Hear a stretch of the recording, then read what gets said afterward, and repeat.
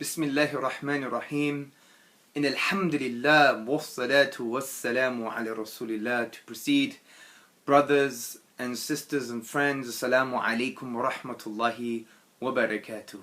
Brothers and sisters, today we're going to be talking about a very important topic. It's called transcending the isms, okay? Transcending all of these worldviews, these ideas that are permeating within our culture, within our society, within our community. And inshallah ta'ala, brothers and sisters, I want to go through some key isms that we can address intellectually, rationally, and using the Quran and the Sunnah of our beloved Prophet sallallahu alaihi wasallam. And some of these isms include scientism, which I'm going to explain what that means, atheism, humanism, secular liberalism, and naturalism. So we're going to be dealing with 5 isms. Now we have to understand that these isms are usually in the form of intellectual attacks concerning our religion, concerning theism, the belief in God, the belief in Allah, and concerning the fact that we hold on to the Quran and the Sunnah very dearly. And these ideological attacks, they come in various forms, via the media, via the popular press, via the influential structures in our particular society. So we have to understand this very clearly and become Muslims that are thinking Muslims. So we see and we understand the implications of certain aspects of modern culture, the implications of certain aspects of what the media says and what current politicians say and what influentials in our society say. Now, by the way, it's not an us and them mentality here, because many of these isms that we're going to be dealing with are not ideas that everybody agrees with in our society. There are many people from the non-Muslim community, academics and non-academics, that agree with our view as well. So it's not an us and them view here, but rather we need to take intellectual and moral leadership on these issues, inshallah. Now before we get into these isms, I want to give you a quote from Ibn Taymiyyah, and he said that there will come a time we will have to use the rational arguments of the Quran. And Ibn Taymiyyah, the 14th century theologian, may Allah have mercy on him, he was an amazing thinker, an amazing theologian, because he really understood the reality of society concerning various intellectual trends and social trends. And he thought, if this continues, there will come a time where we will have to go back into the Quran and derive its rational arguments, inshallah.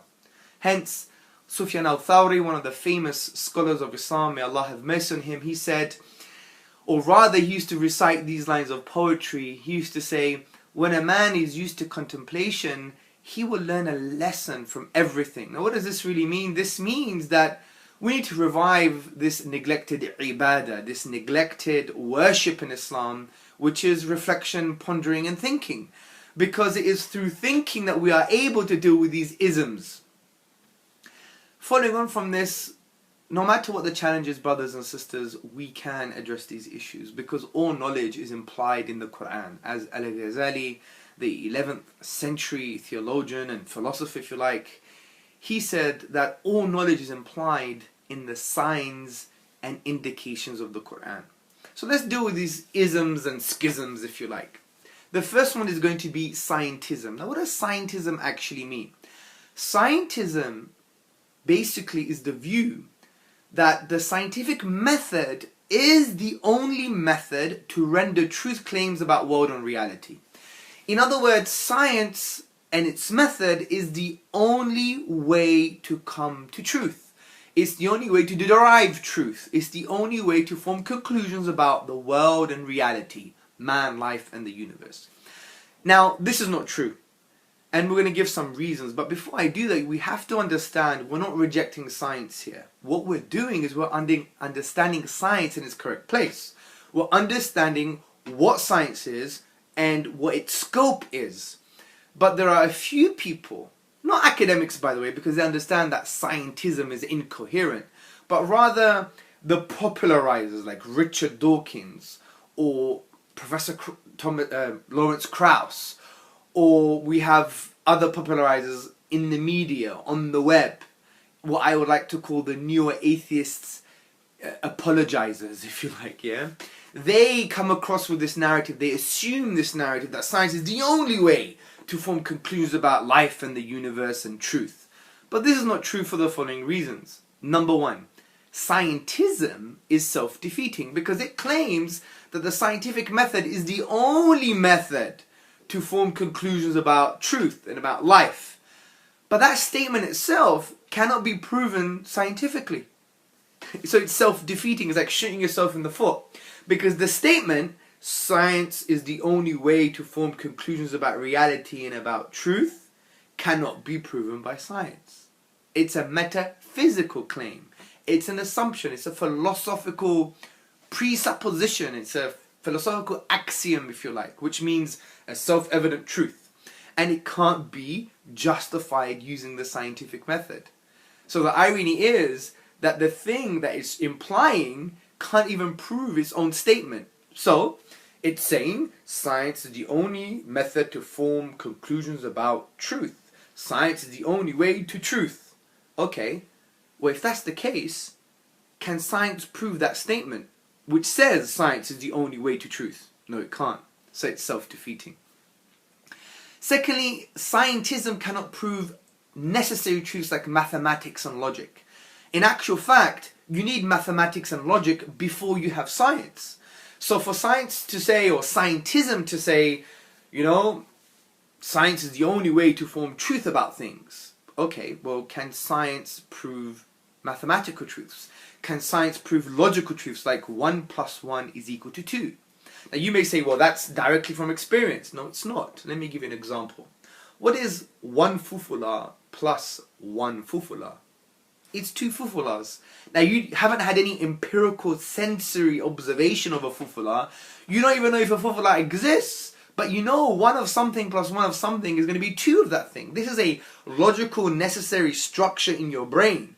So it transcends science, and you need logic and mathematics before you have science. So we can't claim now that science is the only way to form conclusions about things, because it can't even prove the conclusions of mathematics. The third point is science cannot prove other sources of knowledge that are really necessary. Now, in epistemology, which basically means the study of knowledge, the study of belief, there are some sources of knowledge, and one key source of knowledge is called testimony, which is basically relying on the say-so of others. Interestingly, the scientific method requires testimony. If you study the scientific method, if you go to the Berkeley website and you look at the scientific method, you could Google this yourself, the consensus of scientists or the results coming from other papers from other scientists are necessary for you to form conclusions about your own experimental data, okay? And that is testimony. You have to rely on the say-so of others. Now, they may have claimed they've done the testing, they may have claimed they've done all the results and they've done the experiments themselves, but you haven't seen it. You have to require their testimony. So interestingly, a lot of our beliefs is based on testimony too. For example, the majority of us, we believe that the world is round. Prove it. Many of us can't actually prove it. We haven't gone to the highest point on Earth to see the curvature of the Earth. We haven't flown from England all the way around back to England. So you know if you fly in a straight line, you're going to end up back into England, for example. So that means the world is round. Many of us have never done that. We've just seen pictures, photographs, and we learned it at school. All of these are testimonials. We have to believe someone is saying that this is a image or a map of the world. We have to just believe that based on the say-so of others. Now you may think, but everyone believes it. That's true, but that's still testimony. And interestingly, the thing that science requires, which is also testimony, can't be proven by science itself. It's another source of knowledge. So it shows that science is not the only way to form conclusions about things. We need this shared information via different sources of knowledge. To highlight this, interestingly, I had a debate with Professor Lawrence Krauss, and he was like, evolution is true. And I said to him, okay, fair enough. Prove it. And actually I asked him, have you done all the experiments yourself? Because he said, everything must be proven by experiments. And I said, this is very interesting because, do you believe in evolution? He said, yes, of course. I said, have you done all the experiments yourself? He said, no, I haven't. There you go. You have to believe the testimony of other scientists or other conclusions or other philosophies. So testimony is a valid source of knowledge. And therefore, it shows that science is not the only way to form conclusions about things. You need other sources of knowledge too. So scientism is incoherent. It's wrong. Now, we have to understand, brothers and sisters, this doesn't mean Islam is against science. Of course it's not. Because even Allah says in the Quran, in chapter 41, verse 53, we will show them our signs in the horizons and within themselves until it becomes clear to them that this is the truth. So from this perspective, Allah is saying, look into the empirical world. Look into the interconnecting principles of nature. There's going to be some truth there for you. In this light, Professor of Philosophy Shabir Akhdar, in his book The Quran and the Secular Mind, a philosophy of Islam, he basically talks about the objectives, if you like, of the Quranic ayat concerning the rububiyyah of Allah, the lordship of Allah, the oneness of Allah, the fact that Allah created everything and He sustains and maintains everything. And he mentions it in a very nice way. He says, nature's flawless harmonies and the delights and liabilities of our human environment with its diverse and delicate relationships are invested with religious significance. Created nature is a cryptogram of a reality which transcends it, and nature is a text to be deciphered. Evidences accumulating in the material and social worlds and in the horizons jointly point to a hidden immaterial order. In a nutshell, these ayat are referring to there's a hidden wisdom behind the design in the universe. If there's a design in the universe, there's a designer. Look at the empirical nature of ourselves, of reality, and you will come to the conclusion that there must be some kind of purpose and wisdom behind this creation. So Allah is telling us to look into scientific knowledge from this perspective. And we know that Islam has had an unprecedented, brothers and sisters, unprecedented kind of influence on the West concerning science. Look at Islamic Spain when we had the convivencia, which means coexistence. Because of the justice principles and the tolerance principles from the Quran and Sunnah, we were able to create a society that Muslims and non-Muslims looked into the interconnecting principles of nature. So they could actually understand what is reality. And from this perspective, even thinkers and historians and Arabists like Professor Thomas Arnold in his book, The Preaching of Islam, very famous book that's used in academia, he concludes that if it wasn't for Muslim Spain, we wouldn't have the Renaissance in essence. And he says, Muslim Spain had written one of the brightest pages in the history of medieval Europe. And then he continues, and it was from her, Muslim Spain, that Christian scholars received what of Greek philosophy and science they had to stimulate their mental activity up to the time of the Renaissance. So, just to conclude this point, scientism is incoherent because it says that science is the only method to use to find truth. This is not true. As we discussed, there are other sources of knowledge like testimony, which science can't prove, mathematics and logic, it's self-defeating, and everything else we just mentioned. So let's go to the second ism, atheism, which basically says there is no evidence for the existence of God, or the evidence available is insufficient, or the rejection of a divine, the rejection of a designer, a cosmic designer, the rejection of God. Now, interestingly, Allah subhanahu wa ta'ala doesn't really focus in general on atheism, because atheism from this perspective is what we would call an emotional aberration. It's a psychological state. I don't think it's an intellectual state. Because brothers and sisters, what you realize is that atheism itself is unnatural, because we believe in the fitrah, coming from the root which shares words such as fatrun and fatarahu. Which, what does that mean? It means as if something Allah created within us to acknowledge Him and to worship Him. And we see that there are various accounts in the psychology of religion and in anthropology and sociology that indicate we do have an innate nature that Allah created within us, a fitrah, which means innate nature, to acknowledge Allah and to worship Him. For example, Olivera Petrovich, she did a study and she concludes that our innate natural psychology is to believe in a transcendent God, in a God that is unlike human creation. Also from the perspective of sociology, you had the likes of Professor Justin Bartlett. He basically did a study on that children naturally, even if they come from atheist backgrounds, are naturally kind of structured to believe in supernatural agency. So this is very important for us to understand, but also we have to also understand the Quran does indicate a kind of challenge to atheism, but in only one verse, I believe. Two verses actually. In chapter 52, verse 35 to 36, Allah subhanahu wa ta'ala says, or were they created by nothing? Or were they the creators of themselves? Or did they create the heavens and the earth, the cosmos, the universe? Bal la yuqinun. Indeed, they have no true faith or belief.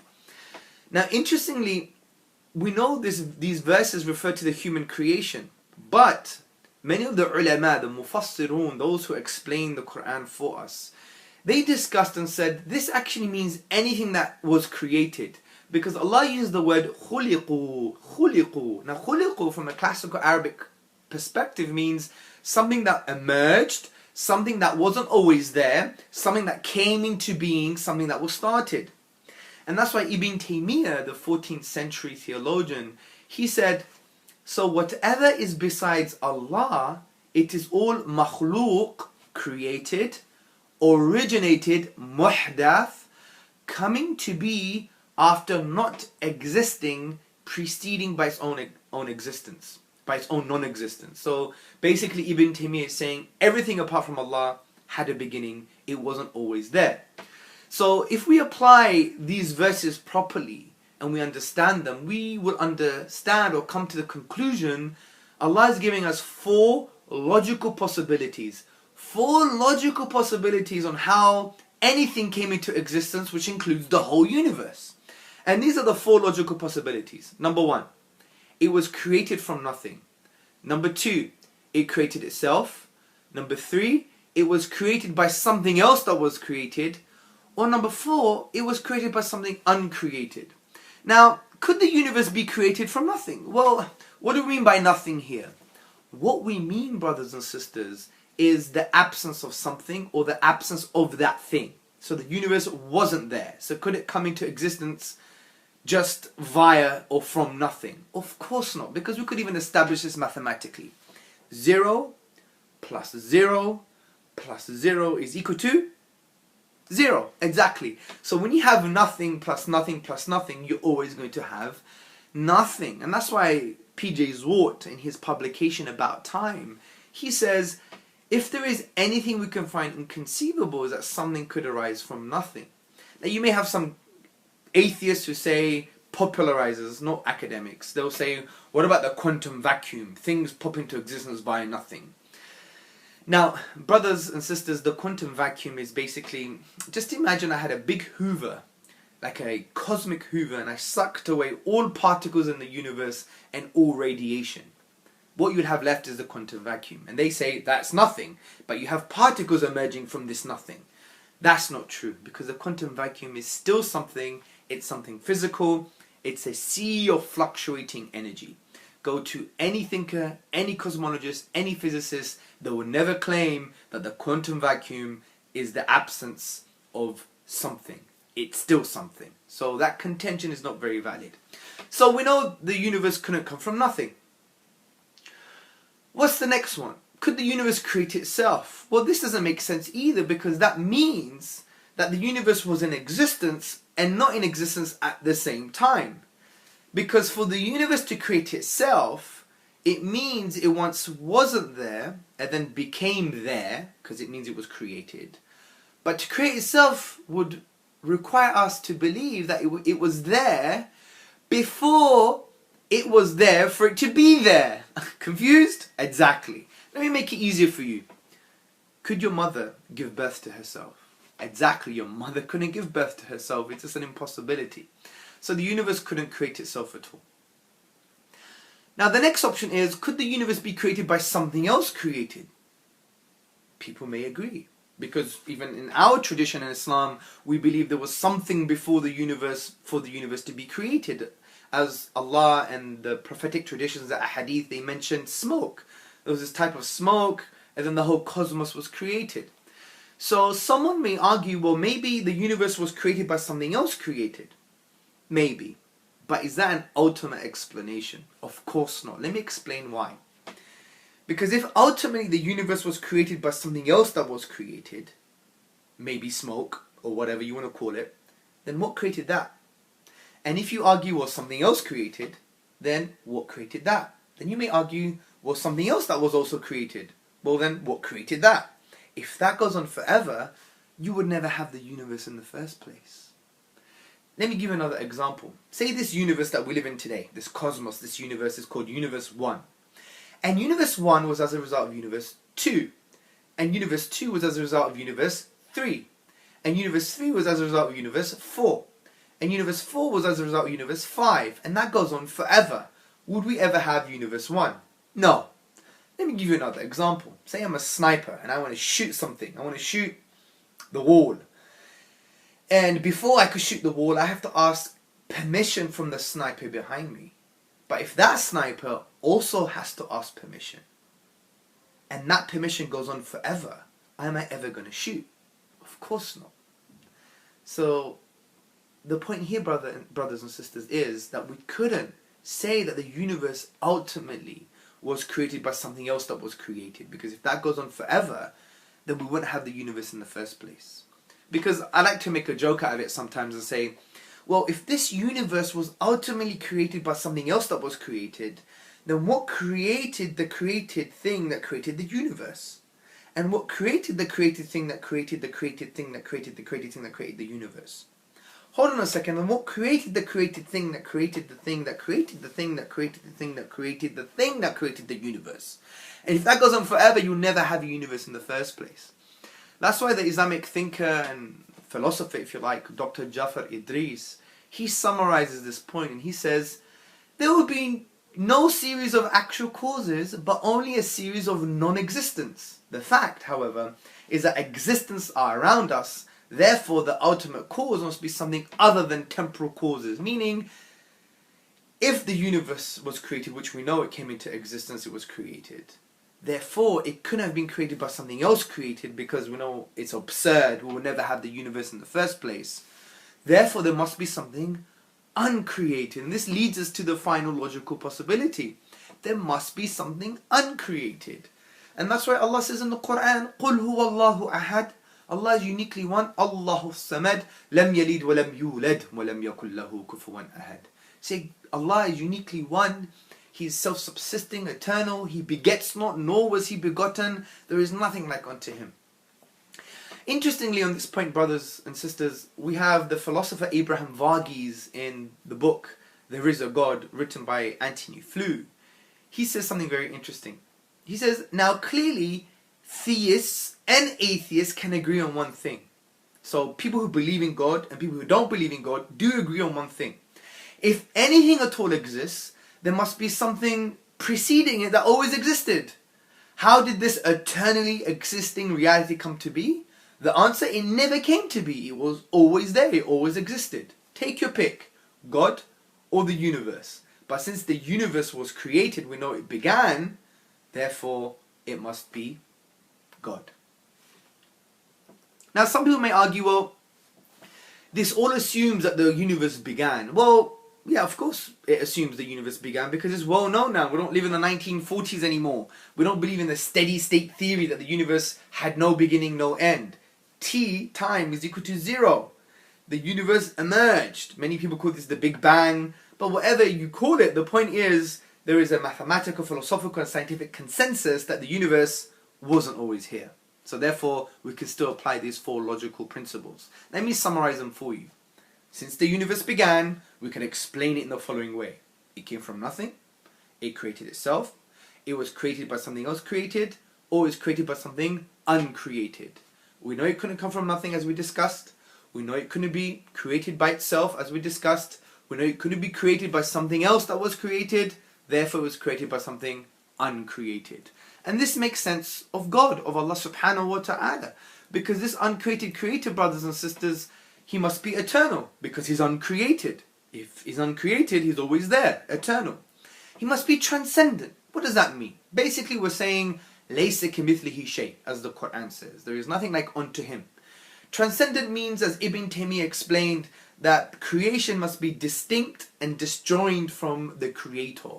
For example, if I were to make my laptop, do I become the laptop?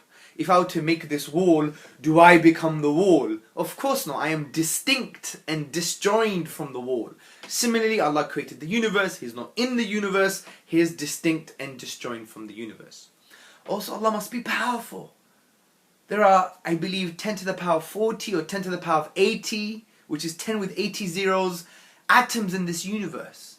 That's a lot of atoms. If we just take one atom and we split it, there could be a whole nuclear explosion, for example, a release of an immense amount of energy. So the one who created that one atom plus all these billions of atoms is also going to be very powerful. Also, we know that this creator must be knowing or intelligent, because if I were to, for example, take my watch off, let me just take my watch off, and I were to drop it, why does it fall? Because of the law of gravity. So someone who creates a law implies a lawgiver, and a lawgiver implies knowledge or intelligence. So when we keep on thinking about these things, we understand that, you know what? Not only is there an uncreated creator, but this uncreated creator must be God, must be Allah. Because of what we're just discussing. He is powerful, He is transcendent, He is knowing, and we're forming the conclusion of our understanding of who God is, namely who Allah is. So from this perspective, brothers and sisters, atheism is false because we have a very powerful argument against atheism. The next ism is humanism, which basically says you can be good without God. That's true. But I want you to understand is that when humanists say you can be good without God, they're assuming that good is objective. So we do agree, and even the Quran agrees, and the Prophet ﷺ in various hadith, when he praised non-believers because of their justice or because of their compassion or because of their charity, these things were objective, and we knew not only were they objective good, but we could understand and appreciate that non-Muslims can have good behavior. We really appreciate this. We don't have a monopoly on good behavior. But humanists say you don't need God to be good, which is true in a sense of, do you need God to tell you what good is? Some good. No, because some of them are based on our nature, which the Quran and the Sunnah agree with. But they're assuming that good is objective. For example, killing a 5-year-old, an innocent 5-year-old, is objectively morally wrong. They would agree that.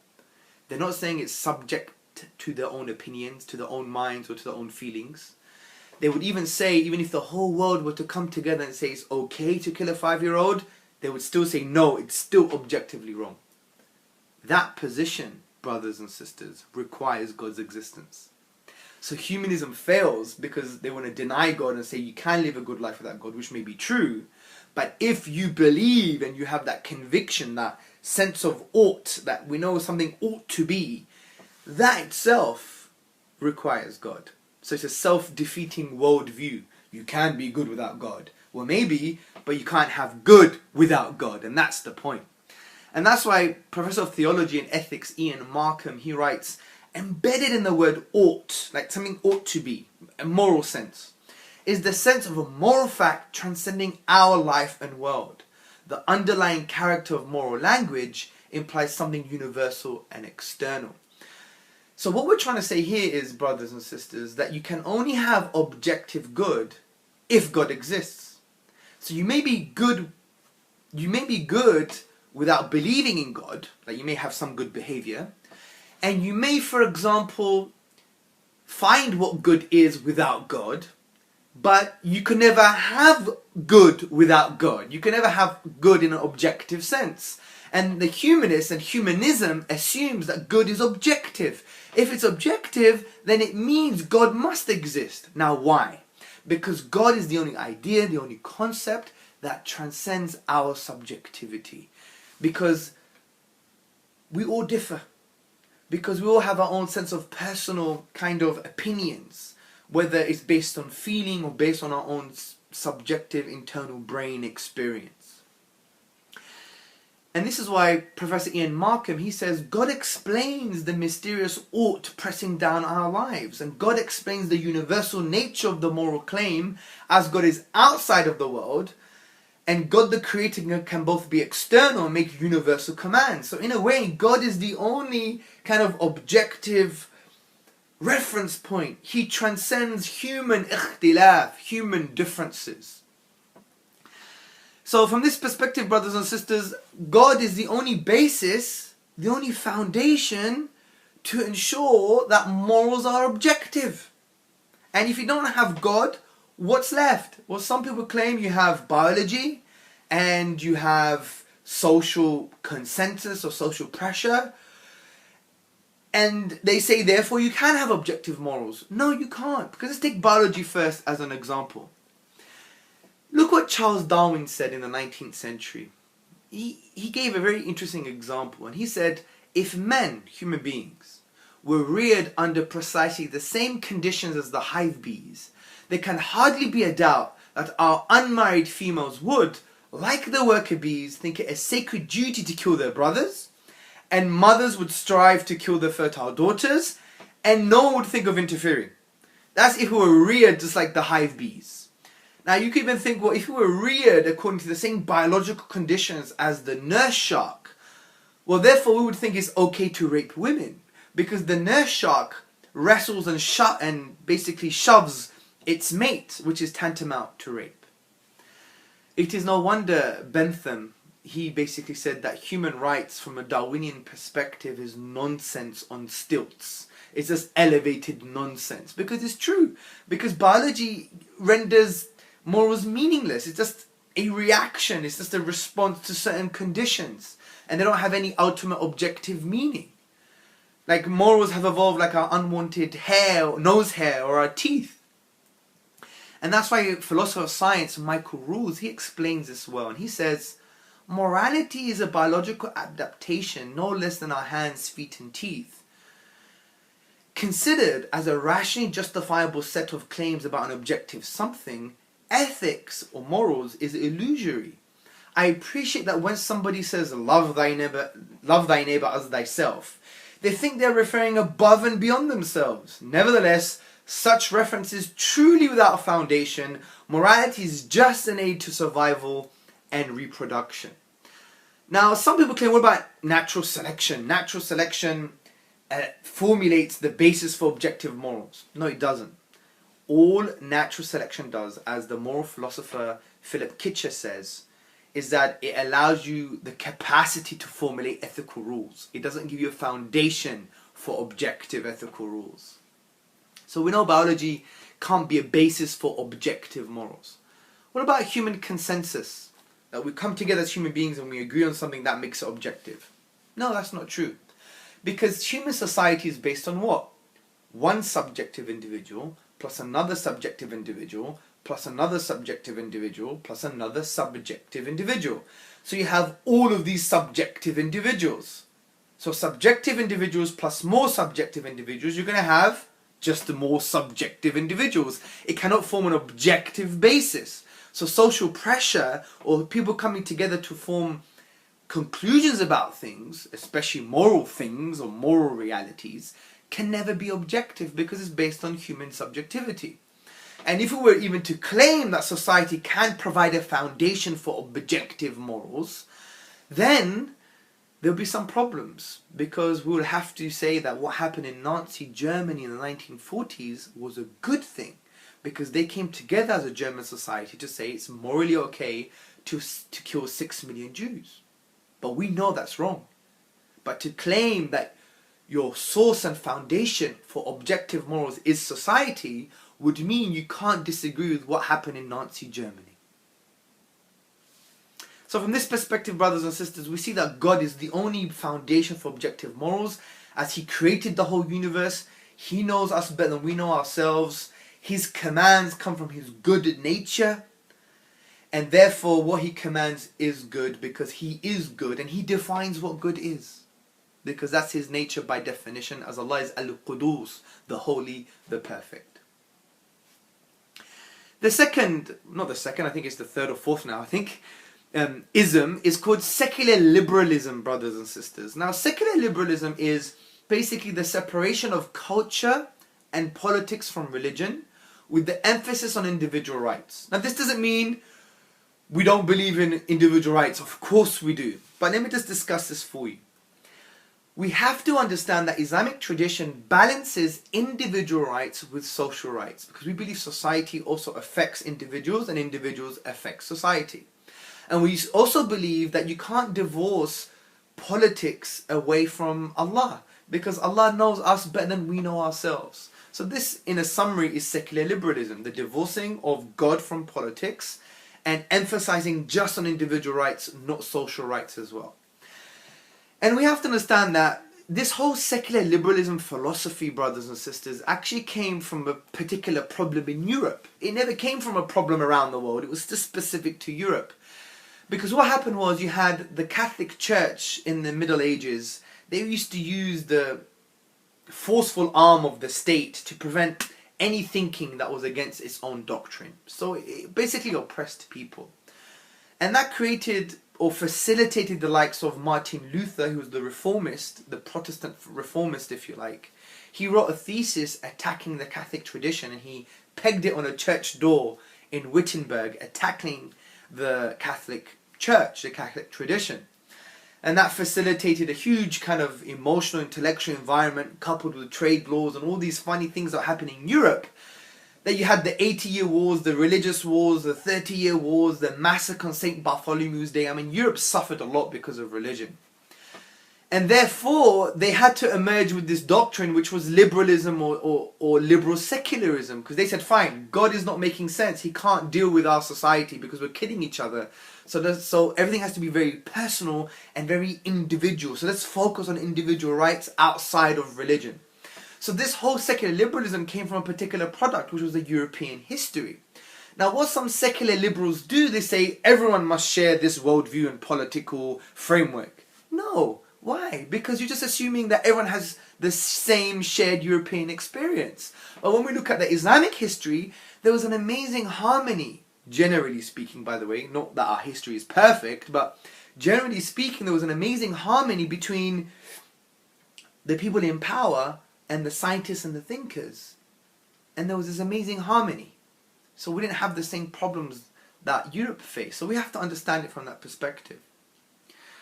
Now, the Quran obviously deals with this in a very firm way. In chapter 5, verse 50, Allah says in the Quran, "Then is it the judgment of the time of Jahiliyyah, ignorance, they desire? But who is better than Allah in judgment for people who are certain in faith?" Meaning, Allah must be involved in your life, in your social, political life. And also, when we read the Quran and Sunnah, we understand that there is a balance between individual rights and social rights. It's not just based on the individual. So, how do we deal with this ism, secular liberalism? Well, we've understood the context, which was based upon the oppression of the Catholic Church.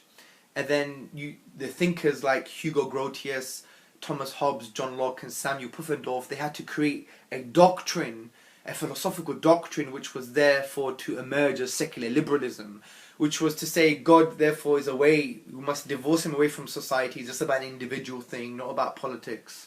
And that we just have to focus on the individual rights. As Professor Jean Charvet, in his book Human Rights and Liberal Project, he basically says that they had to form an individualistic doctrine of what the human being is. That we see the human just as an individual, not really connected to society. And that's quite flawed, because we know the individual in reality is affected by society, and society affects the individual as well. So from the onset, although they thought they had to produce this doctrine to prevent bloodshed, they didn't think about it very carefully. And this is why Professor Ian Hunter from the University of Queensland, he actually discusses this about liberal government, that it's tied to a political, historical narrative, which is quite shallow. He says, liberal government, together with the associated phenomena of political secularism, so secular liberalism, arose in response to particular historical circumstances which remains tied. And he continues, the philosophical shallowness of liberal orders is a direct outcome of the historical emergence. So in essence, they're saying this whole secular liberal paradigm came from a certain historical context that only belongs to Europe. Not everyone shared the same historical experience. So why are you assuming that everybody has to share now your new political world order? No, it's not the case. Maybe there are other worldviews that were able to balance between individual and social rights, and were able to balance between religion and society. Not everyone suffered the same way as Europe has suffered. And that's why Professor Ian Hunter is saying this is one of the failures of secular liberalism, because it's based on a particular historical context that not everyone shares. Also, we have to understand, brothers and sisters, that secular liberalism really focuses just on individual rights. Don't get me wrong, we believe in individual rights, but we believe in the balance between individual rights and social rights together. So, liberalism itself comes from a doctrine called individualism, the individual rights. And that's why political philosopher Marilyn Friedman, and she's a feminist by the way, she said individualism underlines some important versions of liberal political theory. Now, individualism, or what is also called atomism in political language, so individualism and atomism is the same thing. Individualism is actually quite shallow. If we could show that individualism is wrong, therefore liberalism is not a correct philosophy for politics or life, because it doesn't view the human being in the correct way. Now you may ask, well, what is individualism? Well, in the words of Professor Marilyn Friedman, she says individualism is viewing the human being, you, me, the self, as an individual divorced away from social attachments and obligations. And you see his identity or her identity as away from society. It's not formed via social pressure or social norms or social kind of learning, if you like. And this is why philosopher Charles Taylor, who's a political philosopher, he questions why we started with individualism in the first place. He said, the very idea of an argument whose foundations was the rights of the individual would have been strange and puzzling. Why do we begin to find it reasonable to start a political theory with an assertion of individual rights and to give these primacy, which means to give them importance? Because surely there's a relationship between the individual and society and the individual. So in order for us to show the shallowness of liberalism, we just have to show that individualism, which is its basis, is actually wrong. And here's why.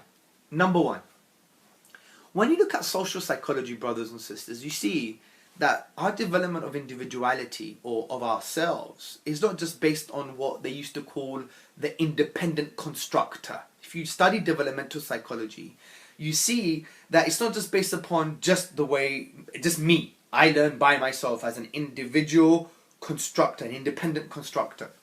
But rather, they've moved away now to understand that a lot of our learning, according to cognitive developmental research, is not so abstract and individualistic. It's based upon social attachments and socially prescribed tasks and routines. So we become ourselves, not as a result of just on our own, but via social communal attachments, routines and tasks. So therefore, our very development of who we are is not based on individualism, it's based on a social phenomenon. Number two, now we have to consider aims and values when we determine the individual, because our identity is based on aims and values. Now interestingly, aims and values can only be understood within a social context, not an individualistic context. As the political philosophers Shlomo Avnery and Avner de Shalit, they argue, we cannot analyze their behavior as if they were abstract entities, as if their values existed somewhere in the distance, outside, so to speak. This is the critique of the image of the person put forward by the individualists, who tend to distinguish between the one who is and the values one has. So values and aims that make who we are is only understood in a social context, not an individualistic context.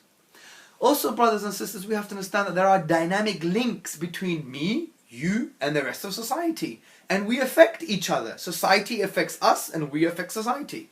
That's why in academia, this is well established in social psychology. Take, for instance, the social psychologist Vivian Burr. She said in her book, which is called Social Constructionism, for example, in a capitalist society, competition is fundamental. Society is structured around individuals and organizations that compete with each other for jobs, markets, etc. So that where competition is a fundamental feature of socio-economic life, what you would get is competitive people. So if you have a society like capitalism that basically focuses on competition, you're more likely to get people who are competitive in society. And that's so true. When you generally analyze capitalist and non-capitalist nations, you see capitalist human beings within a capitalist society, they're far more competitive. So society does affect us, and we affect society as well. So from this perspective, brothers and sisters, we see that secular liberalism, the way to deal with this ism is in two ways. Number one, we understand that secular liberalism came from a specific European historical context, and that makes it shallow because not everyone shares that context, and it assumes that the only way to have peace is to basically move God away from the picture for politics and just to focus on the individual. And this is not true, because if you look at Islam, it never had that historical problem. Also, the way to deal with liberalism, the liberal aspect of secular liberalism, we understand that liberalism is based on a philosophy called individualism or atomism. And individualism is the view of the self being divorced away from social obligations and attachments, as per the words of Professor Marilyn Friedman. And we know this basis, individualism, the basis for liberalism, is wrong because of aims and values that make up who we are actually understood in a social context, not an individual one. The way we develop cognitively, our brains are developed by social attachments and routines and tasks, not the independent constructor, the individualistic constructor, as the past developmental psychologists talked about. And also that we understand that there are links between society and individual and society. So this means the basis for liberalism, which is just to focus on the individual, is false. So therefore secular liberalism is false from this perspective. Finally, brothers and sisters, let's deal with the last one, which is called naturalism. And this is very important because it deals with atheism and it deals with so many different things. What is naturalism? Naturalism is the worldview, brothers and sisters, that this universe is a closed box, okay? There's nothing outside of this universe, and if there is, it doesn't affect the universe. And everything inside this box, everything inside this closed universe, can be only understood by physical phenomena and physical processes. So supernatural doesn't exist. Zero. Well, you know what? This is the philosophy of many scientists, unfortunately, and it's the philosophy of many atheists, because no matter what evidence you give right into their face, they'll reject it, even if it supports the supernatural, because they have this presupposition. These are the lenses in which they view the world. So that means they never allow to entertain any evidence that would indicate the supernatural, because they have these lenses. It's time we took them off, because it's an assumption. It's like faith. That's why even the atheist, Professor Michael Rules, he said, let me make a concession to you. Naturalism is based on faith because they presume that there's no supernatural. And therefore, everything they see, they'll always ignore the supernatural because they presume it doesn't exist in the first place. So how can we show that naturalism, which is the worldview that there is no supernatural, which is the worldview that everything can be explained via physical processes, how can we, brothers and sisters, show that this is wrong? Easy. Just talk about yourself. Now, what do I mean by this? Talk about the fact that you have a consciousness. Consciousness is not only about thoughts, thinking, taste and pain, but it's about the subjective inner experience. Like, I can have a strawberry, but the way this strawberry tastes and feels for me is unique to my subjective experience. For example, I have intentions, or what's called intentionality. I can intend to do something in the future. For instance, I intend to become a doctor, for example. Also, pain, the level and appreciation of pain may be different from me, even though I may have the same injury as somebody else. So we have subjective experiences, which is what it is to be like Hamza. What it is to be like Hamza eating a chocolate or eating a strawberry. It's personal to me. Now, in neuroscience and in the philosophy of the mind, yes, we know consciousness is correlated, is somehow linked to the brain. But it is not the brain, and the brain is not consciousness. Because you could never find out via physical processes that subjective experience. Let me explain this a bit better. Say I have a chocolate in my hand, okay? This is a chocolate in my hand, and I'm eating it. Now, the neuroscientists, they could find out that I'm eating something. They could even find out, brothers and sisters, that I'm eating chocolate. But they could never find out, ever, even if science advances a million years, they could never find out what it is like for me to eat a chocolate. Because this, even the language, what it is like subjectively for me, is a non-scientific language. It's a non-scientific phenomena. It's immaterial. It's mental, not brain. It's mental. It's my own personal experience. They will never be able to find out just by looking at electrochemical firings in my brain. This is what you would call the hard problem of consciousness. And this is something that Professor David Chalmers, he discussed in his book, The Character of Consciousness. And it's called the hard problem, which is that materialism, naturalism, physicalism, anything physical in terms of a process or function can never explain or tell us what it is like for Hamza to eat a chocolate. So from this perspective, we could see consciousness in the brain as different, but also in the following analogy. Take, for instance, a car and the driver. The car is the brain, the driver is the consciousness. If the car doesn't work, no matter what consciousness does, nothing's going to work. But also, if the driver is not working, then the brain's not working either. So we know they're both correlated, they're both linked, the driver and the car, but they need each other, for instance. Okay, there is this link. But we have to understand that they are not the same thing. And a key way of understanding this is by talking about the hard problem of consciousness, which is, yes, Mr. Atheist or Mr. Scientist, you may be able to tell that I'm eating a strawberry by looking at chemicals in my brain, but you would never, electrochemicals in my brain, but you would never ever be able to find out what it is like for me subjectively to eat a strawberry. And that itself is a fact of consciousness, and that cannot be explained, brothers and sisters, by scientific or natural processes. And that's why in the book, The Character of Consciousness, Professor Chalmers, he discusses certain attempts by scientists and materialists and naturalists to explain this phenomena, and they've all failed. And he mentions certain strategies they use, which are failed strategies. The first strategy, he says, is they simply explain something else.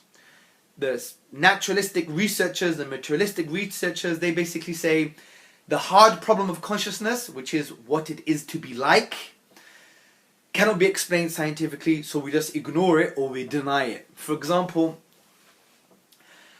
Professor Dan Dennett, he actually wrote the book, The Consciousness Explained. And Consciousness Explained in his book is very funny because he says he ignores the hard problem. He actually says it doesn't exist.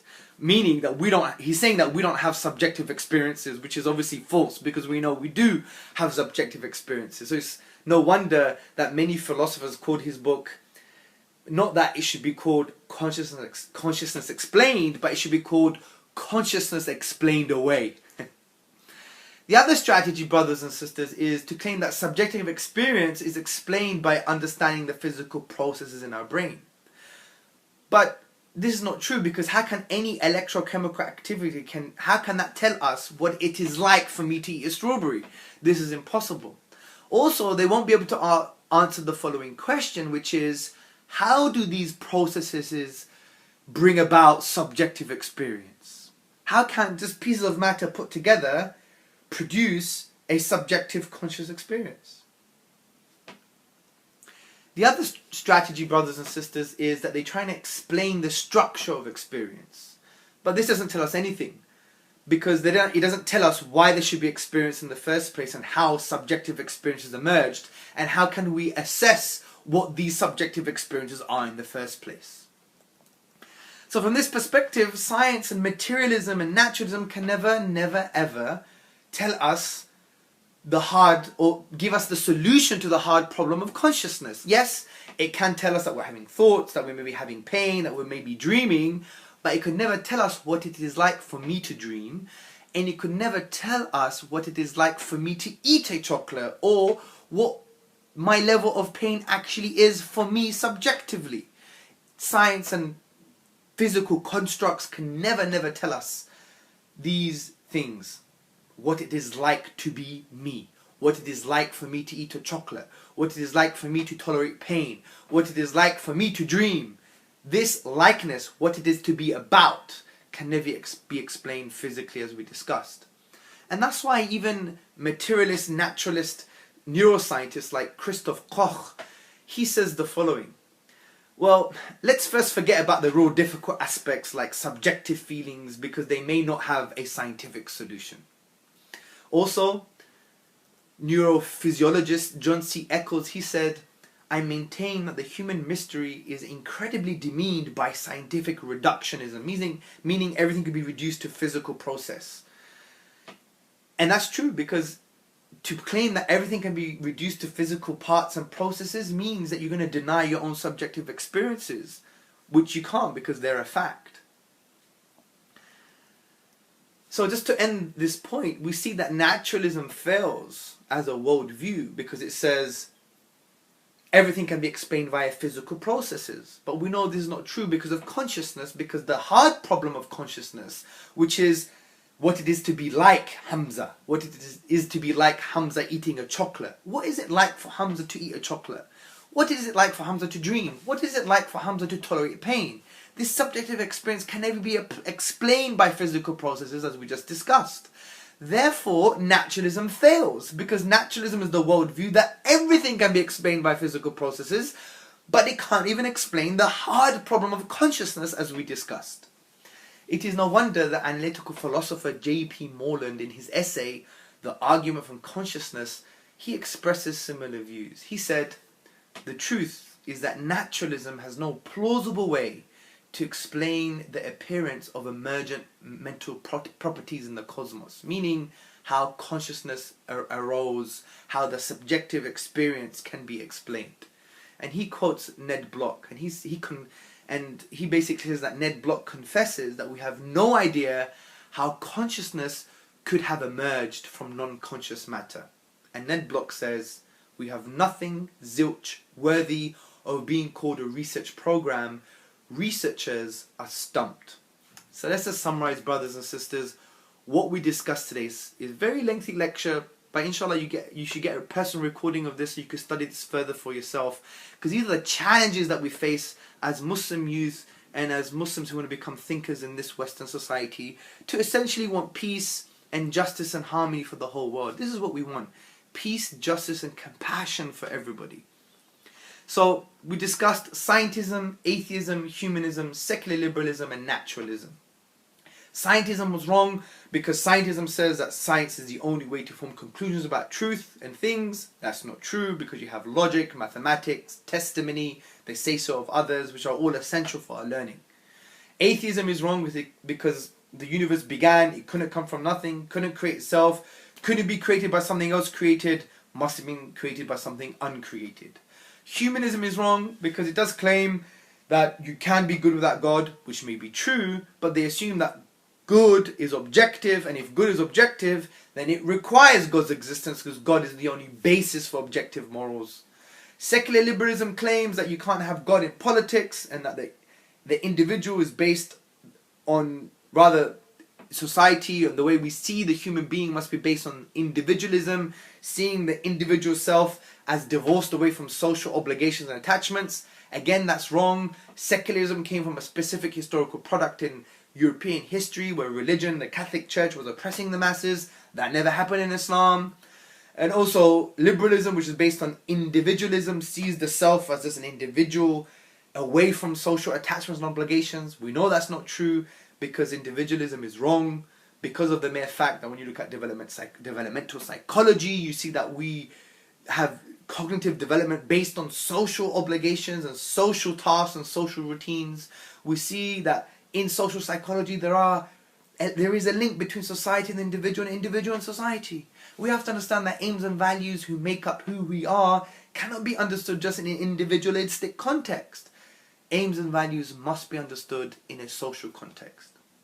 Also, brothers and sisters, we see naturalism is wrong, because that's the worldview that there is no supernatural, that the universe is a closed box, nothing interferes with it. Everything in that box, everything in the universe can only be explained by physical processes. And as Professor Michael Rules, who's a naturalist, or who is a atheist, he said, as a concession, it's faith, because it's just a presupposition. It's the glasses in which they put on to view the world. And the way we take these glasses off is by showing to them, actually there are many things that could never be explained just by physical processes, and that includes consciousness. And we don't mean the type of consciousness that, yes, I'm thinking, and they could find some neurochemical flashing, therefore they know I'm thinking. No. But rather, it is the hard problem of consciousness, which is what it is to be like. So scientists can tell that I may be eating a strawberry, but they could never say, ever, what it is like for me to eat a strawberry. That subjective conscious experience can never be understood in a physical perspective, in a naturalistic perspective. Therefore, naturalism fails, because it's claiming that everything can be explained by physical processes, but it can't even explain the hard problem of consciousness. So we dealt with all the isms, brothers and sisters. May Allah bless you with Jannatul Firdaus. Keep strong, keep learning, and really be people, be beacons of light for the wider society, because we want peace, justice, harmony, compassion for everyone, Muslim and non-Muslim. Assalamu alaikum wa rahmatullahi wa barakatuh.